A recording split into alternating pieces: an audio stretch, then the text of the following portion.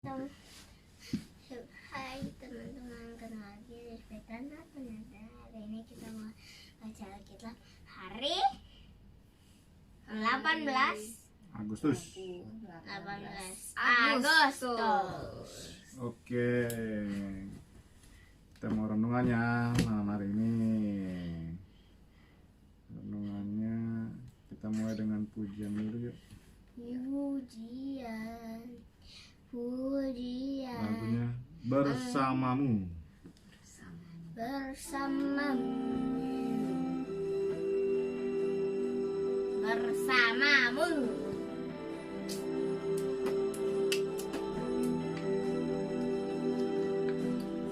Kau ada bersamaku di setiap musim hidupku.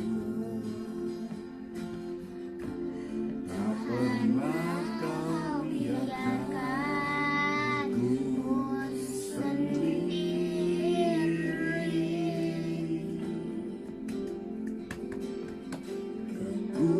kekuatan di jiwaku adalah bersamamu. Tak pernah kau ragukan kasih-Mu.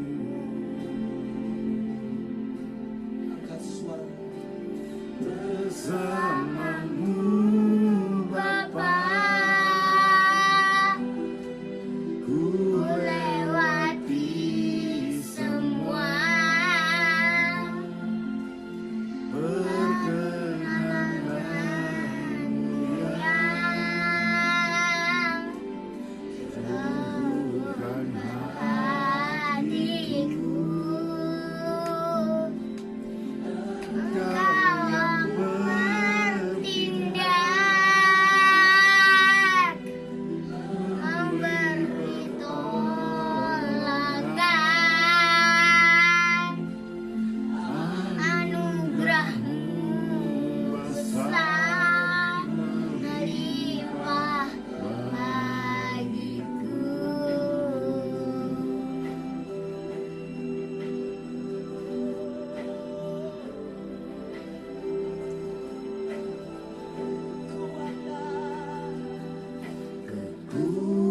Kekuatan di jiwaku adalah bersamamu. Tak pernah ku ragukan kasih-Mu.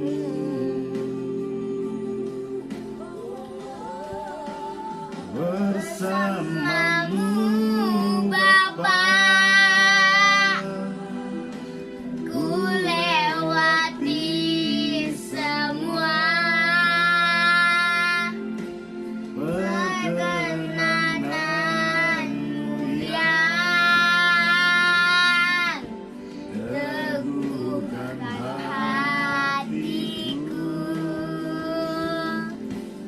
Engkau yang bertindak memberi tolakan, anugerah-Mu besar melimpah bagiku.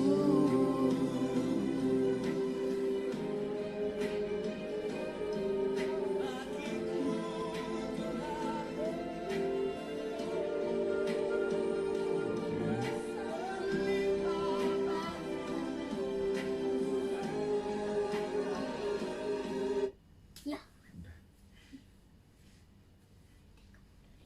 Kita mau buka dalam doa lah. Habis pujian kita berdoa. Doa pembuka. Luis mau dulu. mau Oke, Luis yang berdoa. kan kemarin Dedi. Iya, betul. Dia 2 kali ya Oke. berdoanya. Apa bukan? Oke. Nah, kita berdoa yuk. Yuk, mari kita berdoa teman-teman. Terima kasih Tuhan untuk hari ini kita semua sudah makan kenyang. Mami, Dedi, dan Louis sudah makan kenyang Tuhan. Biar besok Louis bangun dengan pagi dan Dedi kerjanya juga pagi Tuhan. Dan Dedi bangunnya pagi, Mami bangunnya pagi. Tuhan, biar selesai sekolah kita Louis bisa berisi istirahat Tuhan. Dan juga kita mau baca Alkitab Tuhan. Dalam nama Tuhan Yesus, Engkau memberkati. Haleluya. Amin. Geli ini sendiri Mama ini. Aduh. Dede, ini lu sudah pernah dengar lagunya pas di sekolah? Gitu, tahu. Iya, selesai sekolah Lagu apa? gitu. Lagu ini Nah, yang tadi. dari nyanyi. Iya. Bersama Bapak. Bapak. Ayo, kita baca Alkitab dulu, ngobrol lagi.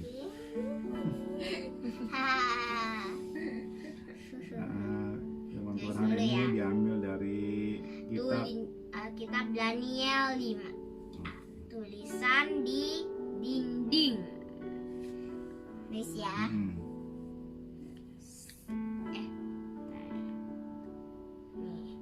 Raja Belshazzar mengadakan perjamuan yang besar untuk para pembesarnya, 1.000 orang jumlahnya, dan di hadapan 1.000 orang itu ia minum anggur.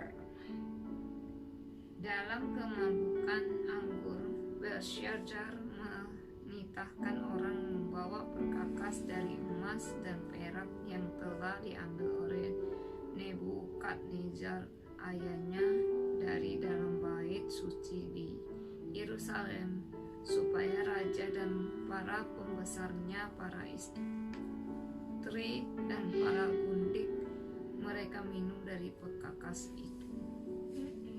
Kemudian dibawalah perkakas dari emas dan perak itu yang diambil dari dalam bait suci, rumah Allah di Yerusalem. Lalu raja dan para pembesarnya, para istri dan para gundik mereka minum dari perkakas itu.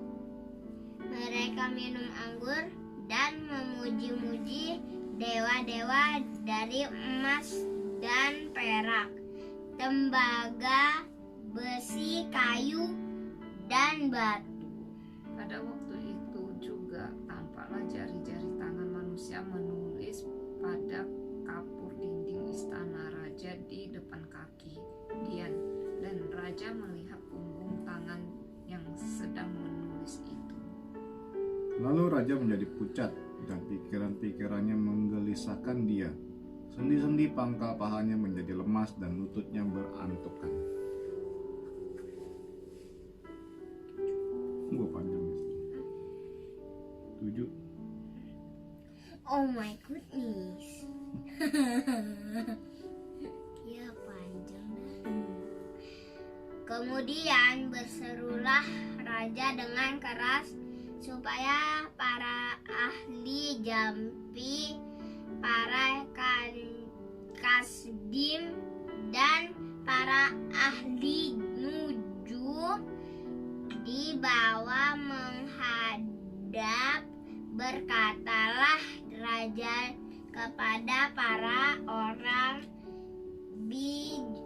bijaksana di Babel itu, setiap orang yang dapat membaca tulisan ini dan dapat memberitahukan maknanya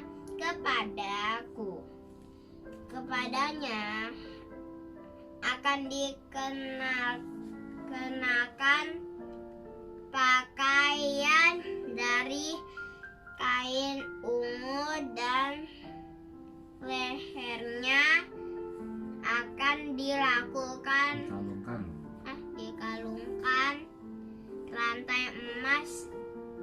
dan di dalam kerajaanku ia akan mempunyai kekuasaan sebagai orang ketiga. Tetapi semua orang bijaksana dari raja yang telah datang menghadap tidak sanggup membaca tulisan itu dan tidak sanggup memberitahukan maknanya kepada raja. Sesudah itu sangatlah cemas hati Raja Belsyazar, dan ia menjadi pucat, juga para pembesarnya terperanjat.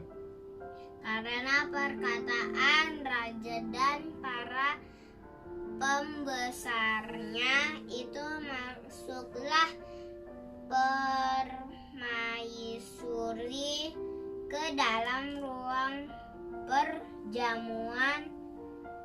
Berkatalah ia, "Ya Raja, kekalah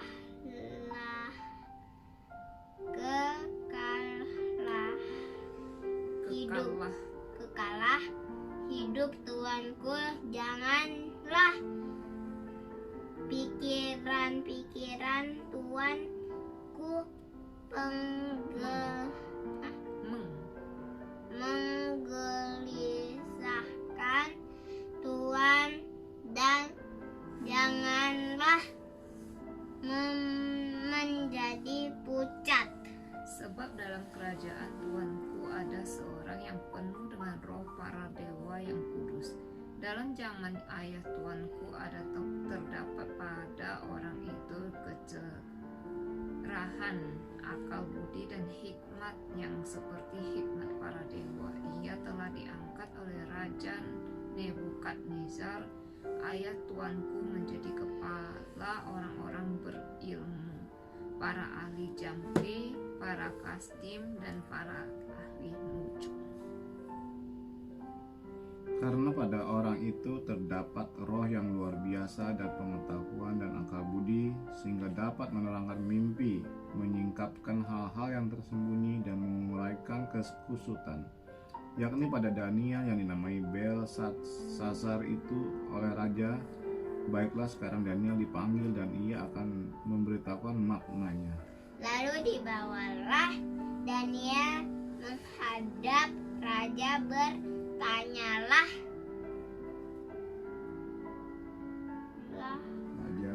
raja kepada Daniel, "Engkaulah Daniel itu, salah seorang buangan yang telah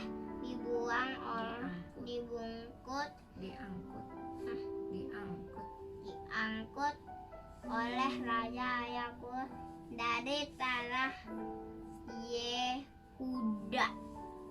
Telah kudengar tentang engkau, bahwa engkau penuh dengan roh para dewa, dan bahwa padamu terdapat kecerahan, akal budi, dan hikmat yang luar biasa.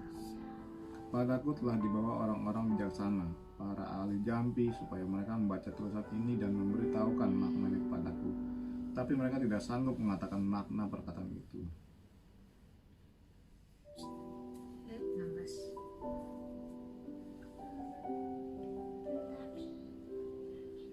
Tetapi telah kudengar tentang engkau, bahwa engkau dapat memberikan makna dan dapat menguraikan kekusutan. Oleh sebab itu, jika engkau dapat membaca tulisan itu dan dapat memberitahukan maknanya kepadaku, maka kepadamu akan dikenakan pakaian dari kain ungu, dan pada lehermu akan dikalungkan rantai emas, dan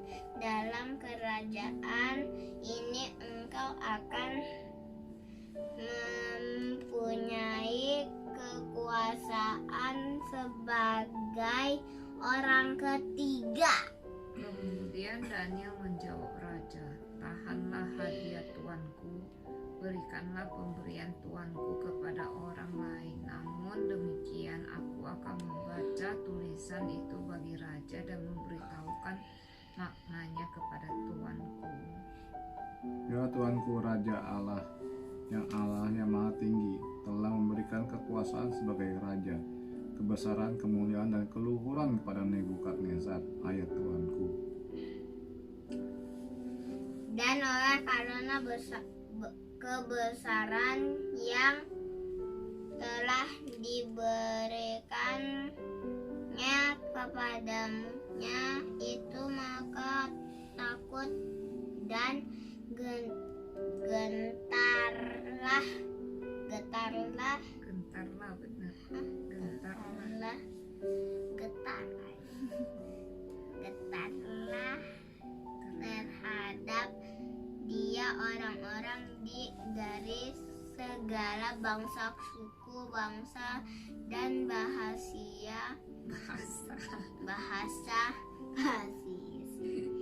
bahasa dibunuhnya siapa yang dikehendakinya, dan dibiarkannya hidup siapa yang dikehendakinya ditinggikannya, siapa yang dikehendakinya dan direndahkannya, siapa yang dikehendakinya Tetapi ketika ia menjadi tinggi hati dan keras kepala sehingga berlaku terlalu angkuh, maka ia dijatuhkan dari tahta kerajaannya dan kemuliaannya diambil daripadanya. Ia dihalau dari antara manusia dan hatinya menjadi sama seperti hati binatang, dan tempat tinggalnya ada di antara keledai hutan. Kepadanya diberikan makanan rumput seperti kepada lembu, dan tubuhnya basah oleh embun dari langit, sampai ia mengakui bahwa Allah yang maha tinggi berkuasa atas kerajaan manusia dan mengangkat siapa yang dikehendakinya untuk kedudukan itu.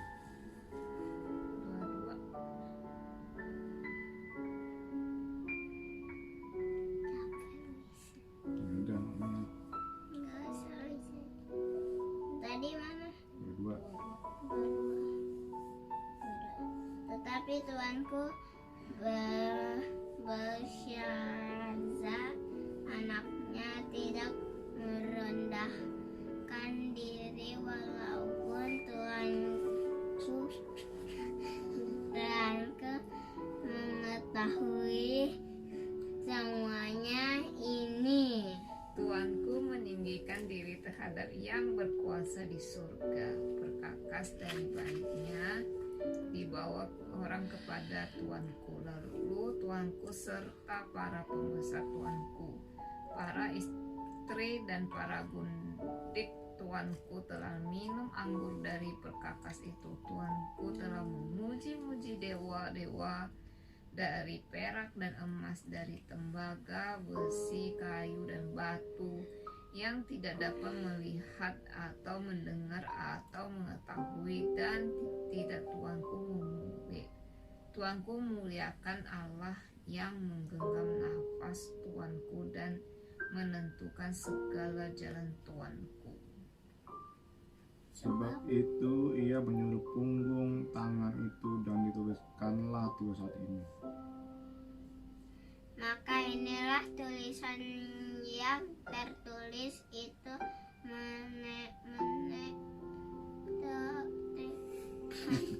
Mene tekel ufarsin. Dan inilah makna perkataan itu, mene, masa perintah tuanku dihitung oleh Allah dan telah diakhiri. Apa sih mene? Tek itu Masa pemerintahan tuanku dihitung oleh Allah dan telah diakhiri. Bukan mene. shekel. Tuanku ditimbang dengan neraca dan didapati terlalu ringan. 8 Peres. peres. Apa Anda? Itu baca itu Ya, peres. itu artinya peres. Peres. Oh, kerajaan Tuanku dipecah dan diberikan kepada orang Media dan Persia.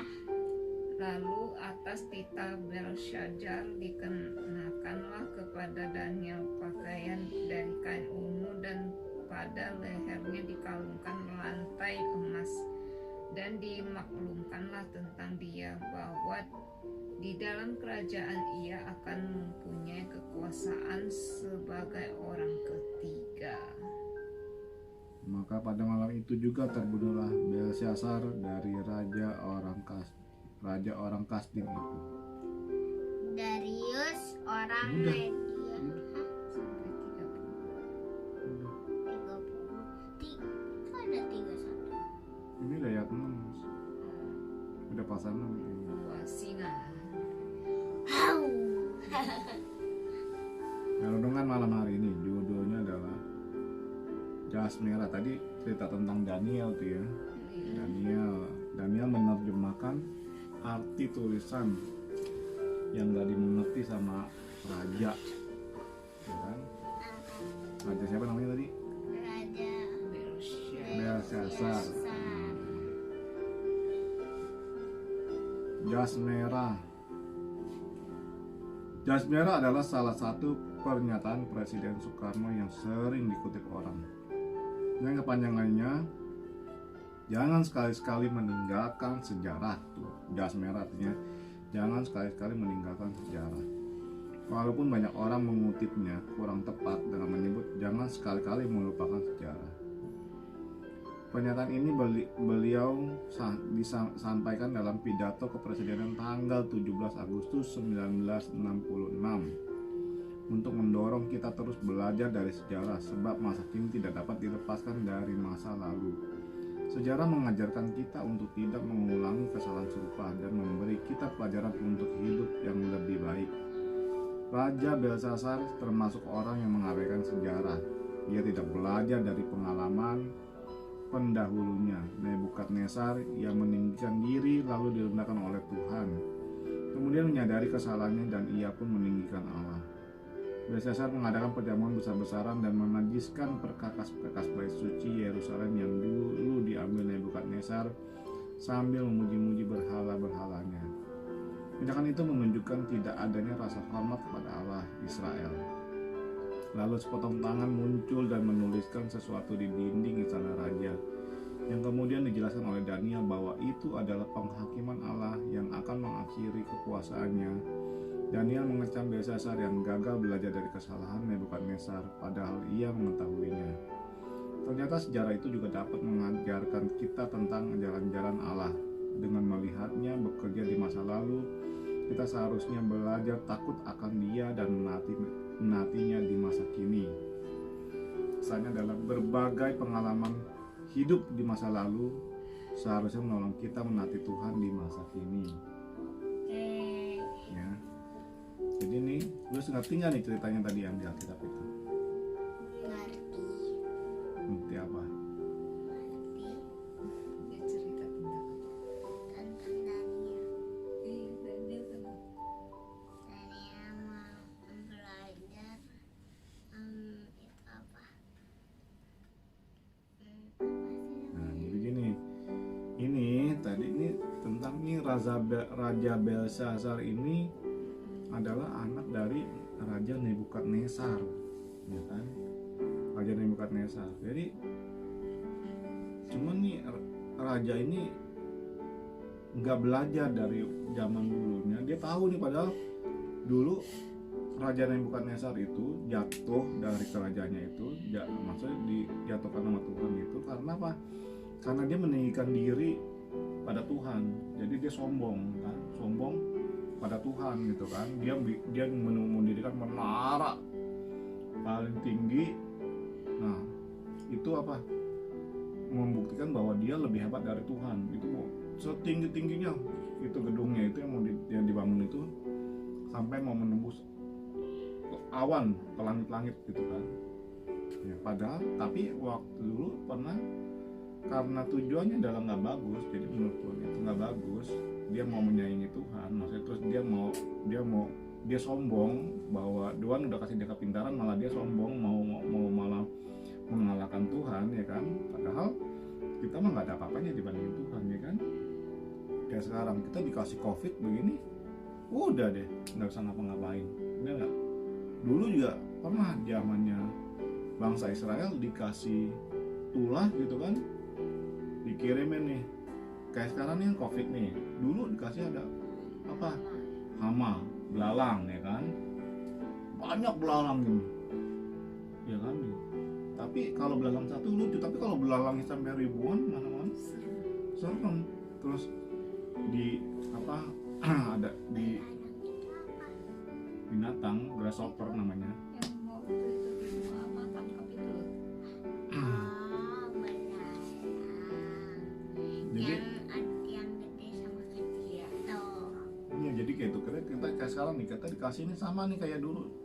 Kita anggap aja nih tulah itu tulah dari apa Tuhan ini COVID gitu kan, virus yang menyerang semua. Tapi dulu yang kena tulah ini adalah orang-orang yang nggak percaya sama Tuhan gitu kan, orang-orang yang nggak semuanya kena gitu, tapi kebanyakan kena karena banyak orang yang nggak percaya sama Tuhan, yang mau melawan Tuhan, yang sombong kepada Tuhan, ya kan, menganggap dirinya hebat, mengandalkan dirinya udah kuat, udah hebat, nggak mengandalkan Tuhan lagi, ya kan, nggak mau ikutin aturan Tuhan. Akhirnya yang dikena tulah itu ya orang-orang yang seperti itu gitu kan. Jadi kayak kita nih sekarang nih, kalau kita percaya sama Tuhan, kita yakin bahwa walaupun sampai kena nih kita nih, tapi kita bisa selamat gitu kan, kita bisa hidup tetap. Nah, malah kalau yang benar-benar yakin pada Tuhan itu Tuhan nggak kasih kita kena gitu kan, kita nggak dikasih ngerasain tulah ini, COVID ini gitu kan. Kalau misalnya ya semua tuh mesti berserah penuh pada Tuhan, mengandalkan Tuhan. Kalaupun misalnya diizinkan Tuhan kena, walaupun kita udah menaati peraturan, contoh kita pakai masker, kita cuci tangan, kita jaga jarak, ya kan, kita menghindari kerumunan orang-orang gitu kan. Nah, supaya karena itu memungkinkan kita kemungkinan besar kita bisa tertular kalau misalnya dari kita kumpul-kumpul sama orang yang nggak jelas atau apa misalnya itu, terus kumpul-kumpul nggak pakai masker, ya kan, itu yang bisa mengakibatkan kita terkena. Dan kalau kita udah hati-hati nih, tapi ternyata kan karena suatu kewajiban, karena kita mesti bekerja, karena kita mesti cari uang, karena kita ada juga yang kalau kayak pendeta itu juga mesti melayani orang gitu kan dokter, perawat mesti melayani orang, mereka udah pakai APD, udah pakai protokol kesehatan itu. Nah udah, terus dia tapi tetap kena. Kenapa? Ya kita, apalagi kalau yang di rumah sakit, ya kan, itu melayani orang, dokter yang kita nggak tahu dia dokter ini dia sakitnya pertama sakit apa kan nggak ketahuan, nggak taunya ternyata dia bawa COVID. Kayak pendeta juga nggak taunya pasti dia ngelayanin orang, jemaatnya yang sedang minta didoain, terus nggak taunya terkena COVID juga, atau melayani jemaatnya yang menikah misalnya gitu kan, ternyata ada diantara keluarganya itu yang akhirnya kena COVID juga. Jadi bukan berarti kayak yang kena itu juga bukan berarti juga karena dia nggak menaati Tuhan, enggak. Tapi Tuhan kalau izinkan kena itu ya udah pasti bisa selamat gitu kan, bisa selamat dari penyakit ini. Yang penting kita jaga kesehatan, kita makan yang benar, minum vitamin yang bagus, ya kan, jaga protokol kesehatan, pasti kita terhindar dari itu. Nah ini kita belajar dari zaman dulu nih, jangan sampai kayak Raja Belsasar nih, nggak belajar dari zamannya Raja Nebukadnezar yang sombong, akhirnya dijatuhkan Tuhan, akhirnya dia nggak bisa jadi raja lagi, kerajaannya runtuh gitu. Nah sekarang anaknya ini sama nih, dia ini Coba bayangin, dia di bait Allah itu kan gereja Tuhan ya kan, rumah Tuhan ya kan. Nah dia pakai itu tadi piring, gelas, garpu gitu kan. Itu buat apa? Buat minum-minum, mabuk-mabukan gitu. Buat yang nggak berkenan pada Tuhan gitu kan. Nah itu Tuhan marah. Sampai akhirnya ada tangan nulis di tembok gitu.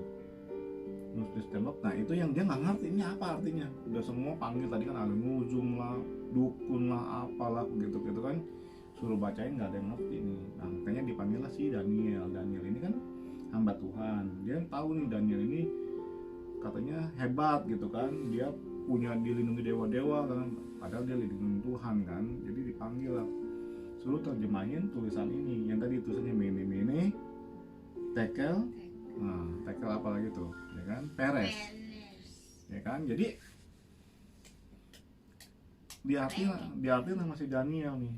Jadi Daniel padahal dibilang sama raja, kalau kamu bisa mengartikannya buat saya kasih kamu hadiah imbalan berupa apa, kalung emas segala macam gitu hadiah uang lah gitu kan. Tapi Daniel bilang nggak perlu, kalau saya bisa mengartikan hadiahnya itu buat orang, tolong kasih ke orang yang membutuhkan, dia bilang gitu.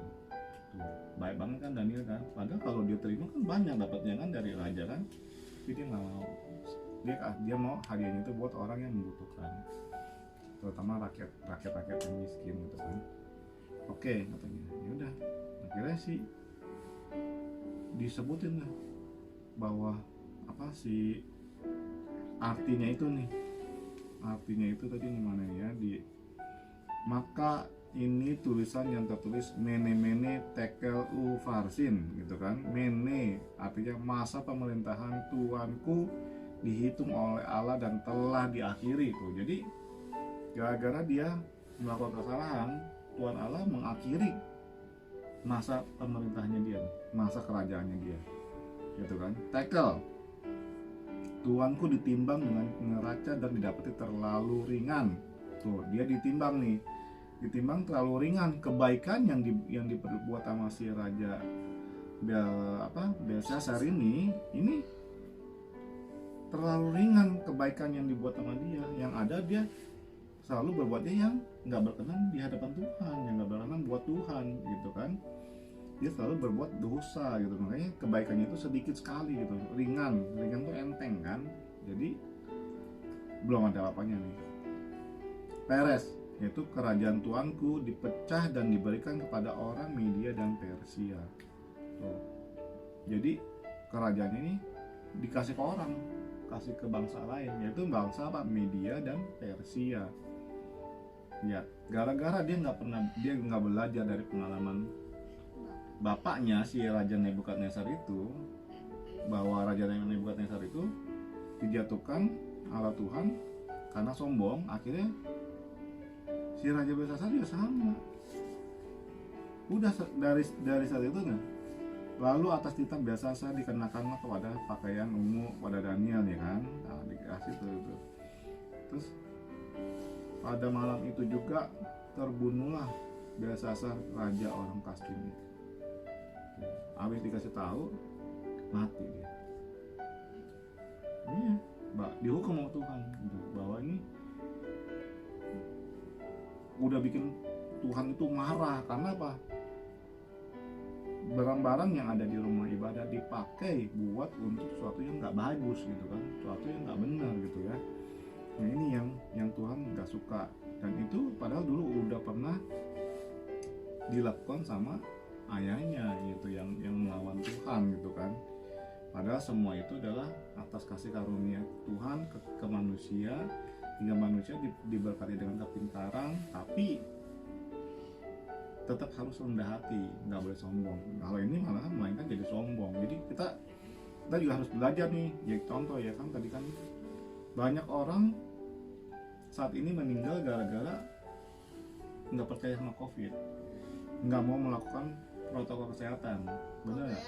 Nggak mau pakai masker. nggak mau pakai masker, ya kan? Padahal udah tahu nih banyak orang yang meninggal itu akibat karena nggak pakai masker, nggak mau cuci tangan, nggak mau bersih badan, ya kan? Nggak mau cuci tangan, nggak mau jaga jarak, terus tetap kumpul, ya kan? Nggak mau pakai masker gitu kan, akhirnya ketular, terus akhirnya apa? Terus makannya nggak bener, minum vitaminnya susah, misalnya gitu. Itu yang terutama juga yang pakai masker itu udah tahu harus pakai masker gitu. Yang banyak meninggal itu, yang banyak tertular itu karena nggak pakai masker gitu kan, nggak bersih tangannya, cuci tangan, nggak jaga jarak, terus pada ngumpul gitu kan. Nah itu udah tahu gitu nih. Nah kita belajar dari pengalaman orang, belajar dari sejarah orang, ya kan, belajar bahwa ternyata kalau bener nih, kalau nggak pakai masker kita bisa terkena COVID gitu kan. Nah kalau kita nggak pakai, terus kita juga percaya diri, ada orang yang tetap enggak lah, nggak mungkin lah gitu, nggak mungkin lah itu gua terkena COVID gara-gara nggak pakai masker, nggak ada tuh namanya COVID. Akhirnya apa? Udah dengan sombong diri bahwa dia adalah sehat gitu kan, terus dia keluar kumpul sama orang, ketemu sama orang nggak pakai masker gitu. Akhirnya apa?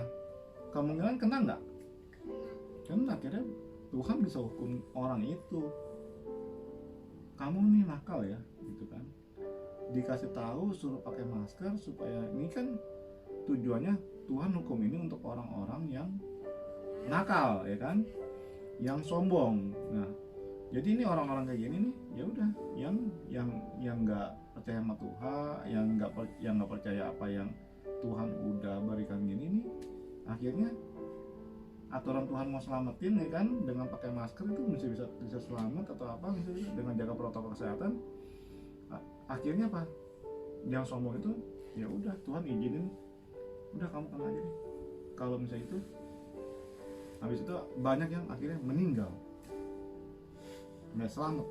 Karena apa? Karena ulahnya sendiri, karena kelakuannya sendiri gitu, karena kesombongannya sendiri gitu ya. Nah kita bertiga ya, Dedi, Mami, Luisnya, kita tahu ya kan di luar sana banyak COVID, walaupun kita mesti terpaksa kadang keluar gitu kan, tapi tetaplah kita mesti jaga dan kita mesti ikutin peraturan yang sudah pemerintah sudah terapkan gitu kan, yang sudah Tuhan juga berikan gitu kan, yaitu kita jaga kesehatan supaya kita terhindar dari masker. Kayak gini, dulu zaman waktu yang tulah di Mesir itu ada tuh, udah dikasih tahu sama Tuhan kalau misalnya nggak mau terbunuh anak-anak sulungmu gitu kan, itu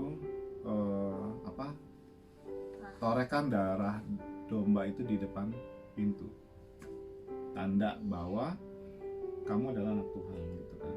Nah udah, kalau misalnya Tuhan nanti lihat. iya, nah tapi ada juga orang yang udah tahu nih, enggak lah, nggak mungkin lah gitu, nggak mungkin, masa apaan sih cuman marahin gitu doang, nggak mungkin lah gitu kan, nggak mungkin lah, itu bohong lah, berita hoak ya kan, berita bohong gitu kan. Nah nggak percaya sama Tuhan, akhirnya apa? Yang nggak coret itu akhirnya anak sulungnya meninggal gitu. Jadi kebawa juga, keangkut juga sama Tuhan ya, sama malaikat maut, diangkat semuanya, meninggal misalnya gitu. Padahal udah dikasih tahu kalau anak Tuhan itu, yang percaya sama Tuhan itu, torehin darah itu di depan pintu gitu. Sama kayak kita berarti, kalau kita nggak mau kena COVID, pakailah masker, jalanilah protokol kesehatan.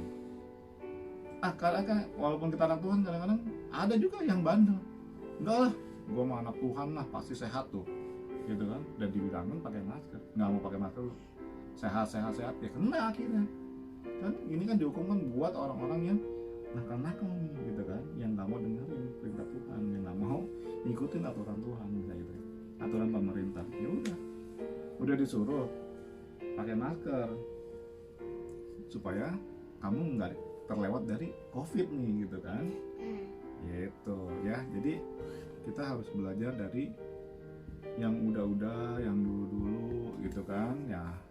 Presiden Soekarno aja dia bilang jas merah ya kan. Jas merah tadi apa tuh?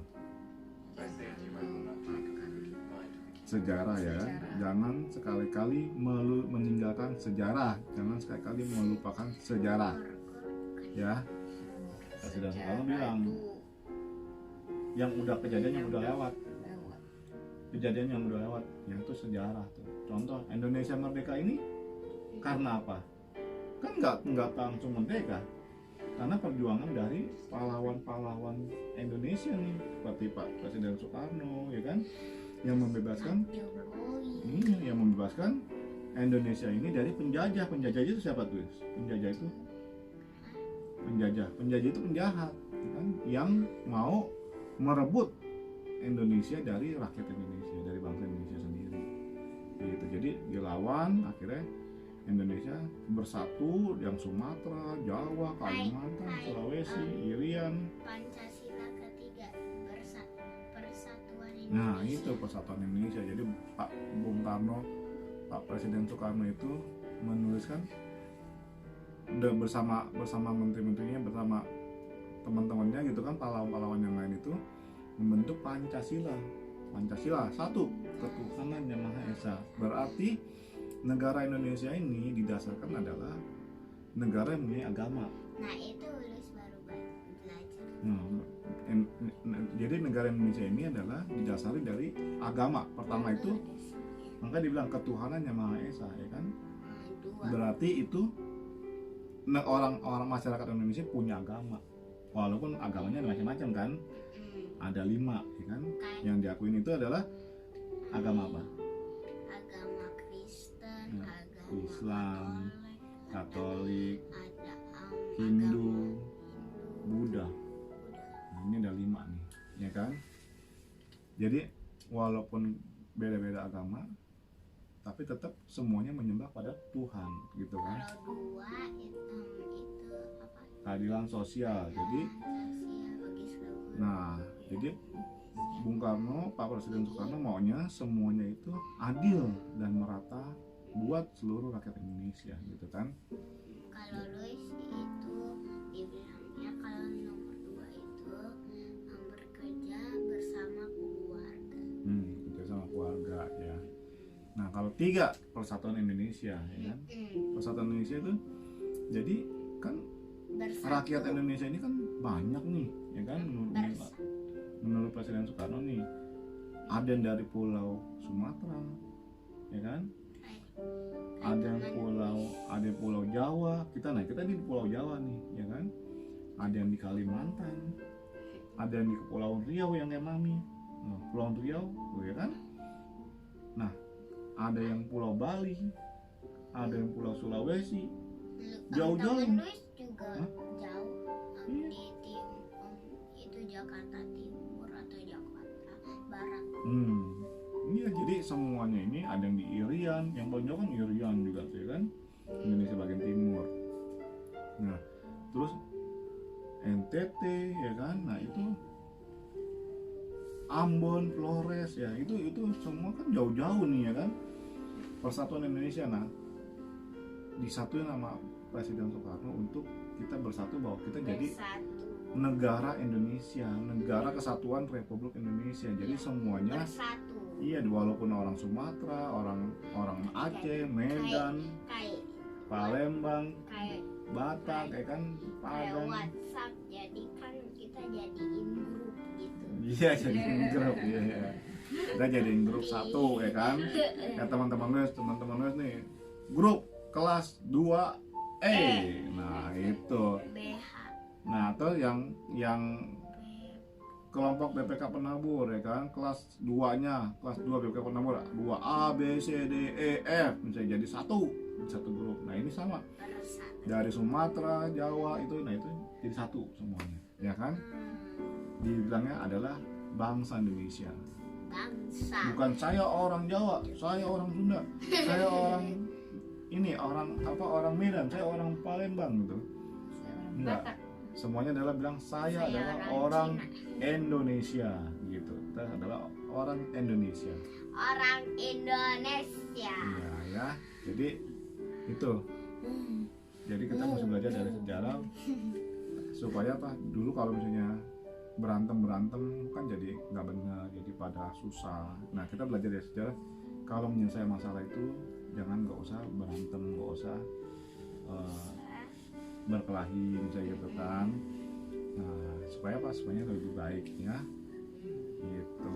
Jadi kita nggak boleh melupakan sejarah, kita mesti belajar dari sejarah supaya kita lebih baik lagi. Oke? Dan nggak boleh melawan perintah Tuhan. Gitu. Belajar dari sejarah bahwa orang yang melakukan perintah Tuhan upahnya adalah surga. Orang yang berbuat dosa, yang nggak melakukan perintah Tuhan, upahnya adalah neraka. Ya, oke? Beginilah firman Tuhan tentang pada malam hari ini. Tuhan Yesus memberkati kita semua. Haleluya, puji Tuhan. Amin.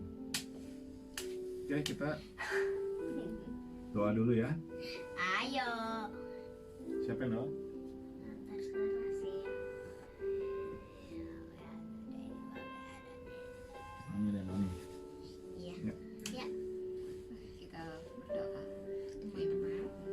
Terima kasih Tuhan buat renungan malam hari ini Tuhan, biar kami bisa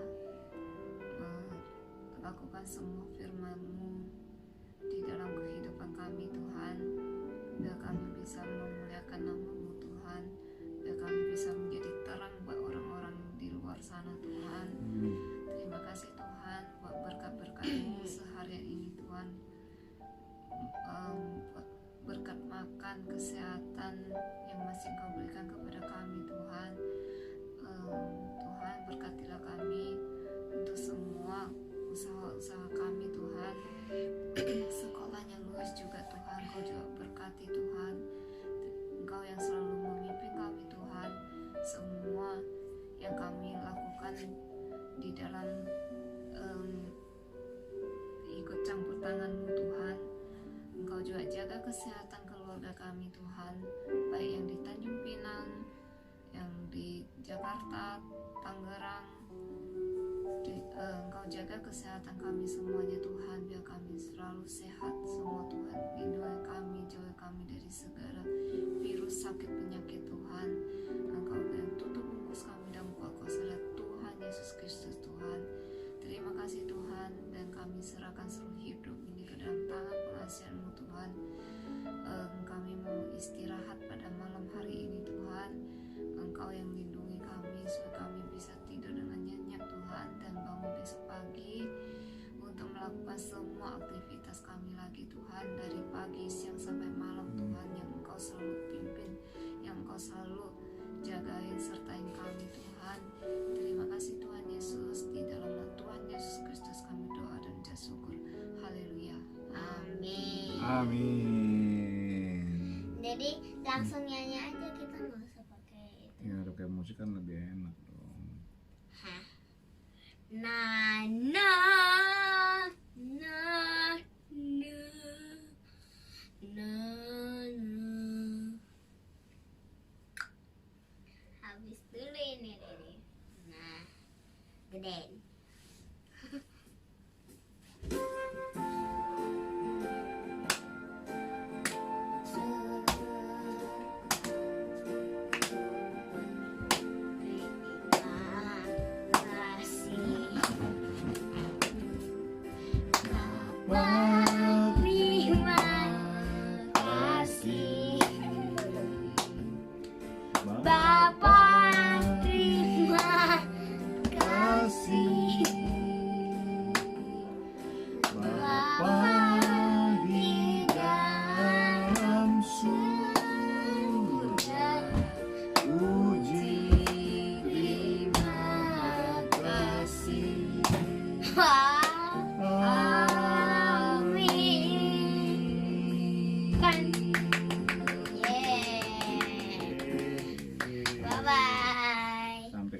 Besok lagi. Demikianlah firman Firman Tuhan. Tuhan dengan malam hari ini.